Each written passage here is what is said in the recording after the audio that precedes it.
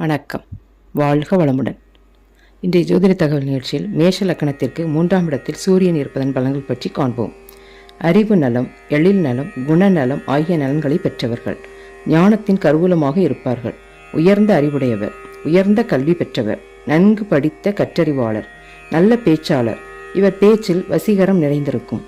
கம்பீரமாக நின்று கம்பீரமான குரலில் பேசுவார். இவர் மன துணிச்சல் சொற்களில் வெளிப்படும். நல்ல உடல் ஆரோக்கியம் பெற்றவர். நல்ல உடலமைப்பையும் முகப்பொலிவையும் கொண்டிருப்பார்.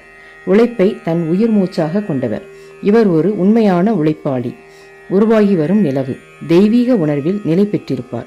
கடவுள் மீது அதிக நம்பிக்கை உண்டு. தர்ம குணசீலர். தர்மம் பற்றிய உண்மை நிலையை அறிந்தவர். தன் உடன் பிறந்த உறவுகளால் அதிக நன்மைகளை பெறுவார். தன் சகோதர சகோதரிகளின் கருத்தை ஏற்று அவர்களோடு நல்ல உறவினை பேணி வருவார். புத்திரர்களாக நல்ல பலன்கள் பெறுவார். நன்றி.